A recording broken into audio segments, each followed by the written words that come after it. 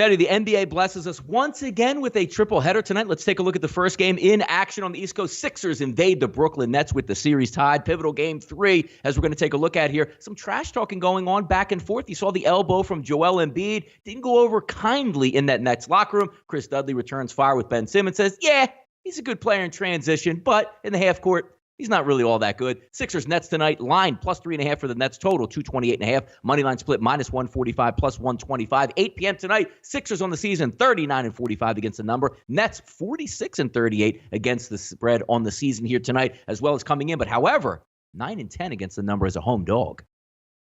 Yeah, this is a hard game. It's not a game I personally have any action on whatsoever. The Nets have this game triple circled, returning back home to Brooklyn, their first playoff game at home in 5 years. The quotes are coming out of Brooklyn after their game 2 defensive debacle are, hey, we can play a lot better than that. You know, Kenny Atkinson. One thing about the Brooklyn Nets, they've always bounced back, always responded after a game like this. I expect our guys to respond. We go back to Brooklyn. The old story, if you would have told us before we're splitting in fear in Philly, I think we'd be happy. But I'm not pleased with the way we presented ourselves. We were below average, quite honestly. D'Angelo Russell talking about the home crowd. Very, very excited. I know the Barclays Center is going to be jumping in there. Our fans are hungry. I know our fans are going to treat them well. We're excited about that. Get back home. Take care of the home court. The buzz around the city is what we need. We need that atmosphere. We need that energy to be up like that. So the quotes from Jersey are positive. Brooklyn are positive. They're certainly capable of playing a better game than they did on the defensive end. Joel Embiid is still very questionable for Philly, how much he's going to play, if he's going to be effective while he's on the floor. The concerns about Embiid are still one of these game time decisions we're not going to know prior to tip-off. All that being said, there was some stuff that happened in game 2 that I don't know the Nets can fix. You know, Philly plus 21 on the glass, and that's a problem. You know, the Sixers, an excellent rebounding team, a very physical team. The Nets, not so much in that regard. And that is, if Philly's going to dominate the paint, they score 62 points in the paint in game two. If they come close to that tonight, the Nets are going to be hard pressed. They're going to need to hit threes. And remember, they hit 15 threes in game 2, and they didn't come close. The Nets got to make the adjustments on the defensive end in order to cash in, and they have to figure out some way to stop Philadelphia from garnering every rebound. I don't know if the Nets can do that. So it's a Nets spot, but Philly's the better team. Fascinating game to consider. Fascinating game total to consider. But this is one for me that certainly at tip-off, I don't expect to have a wager on it. Maybe we'll find something in game. Game 3, Teddy Spurs Nuggets. We just previewed the total, but there's actually another line movement that we didn't check out quite a bit here. Nuggets and Spurs tonight. If we look offshore, Teddy, Chris opened up at -2. That now sits at 4.5 with even more money coming on. Looks like 4.5 is now the prevailing number at SBRodds.com. Moneyline split plus 155, minus 175. 9 p.m. tonight, NBA TV. Nuggets are 43 and 42. How about that for a tongue twister, Teddy? 43 and 41 against the number on the season. We got it. Spurs are 44 and 38 against the number on the season, as well as 16 and 16 as a home favorite. Line movement in both directions, Teddy. Number coming down on the total. Number going higher on the side for the home team. Yeah, and of course, you know, with all 3 games that we're talking about today, we're talking about games in which the zigzag was in play between game 1 and game 2. The team that covered game 1 did not cover game 2 and vice versa. That obviously wasn't the case last night, where all the teams that covered game 1 came back and covered game 2. But this is one series, and so far the 3 we're talking about, that have all been zigzag so far. When we think about what happened in game 2, where Denver, you know, they trailed all game 1 by margin throughout. They trailed most of game 2 by margin and then put together a big rally, starting in the third and in the fourth, outscoring the Spurs, 56-27 down the stretch of that ball game. Denver controlled the pace in that contest, and certainly down the stretch of that game. And that's huge in this contest. I do think side and total are related. San Antonio wants to play a little bit faster. They're not an elite defensive team. Denver is a pretty elite defensive team. And while they push the pace on offense, they really want to force teams into half-court sets on the defensive end. So it's a contrast in styles here, for sure. Denver's had a brutal time in San Antonio. They lost 13 straight meetings on this floor. You look at the quotes from the Spurs. DeMar DeRozan. We made a few mistakes offensively, whether it was a turnover, didn't execute, didn't get a good look.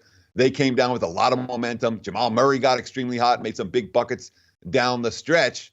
We got game one. We fought, tried to get game two, but we got home court shifting our way. Now it's on us to go home and do what we need to do.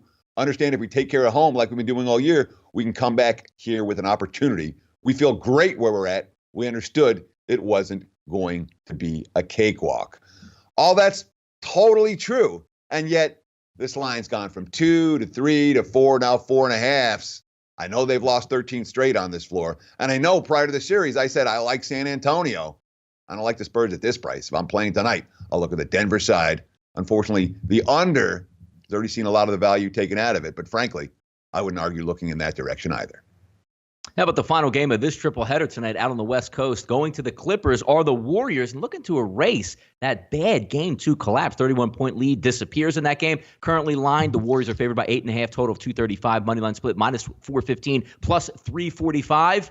The interesting thing about this game, Teddy, is that there's a lot of trash talk going on, almost similar to the Sixers-Nets series where Patrick Beverley getting inside, quote-unquote, the jockstrap of Kevin Durant, trying to get under his skin and make him play. Maybe there is a little bit something to that, but do we get a refocused Warrior squad heading into this game? Because, hey, look, we know we're the champions. We stepped out on the court. We had a 31-point lead, sort of let it get away from us. Now we had on the road, and this series is tied 1-1. Pivotal game 3 down in L.A. Should be a fun one to watch, Teddy. You're going to have another Monster Ultra Zero for me to stay up and watch this one, but I think it might be worth it here.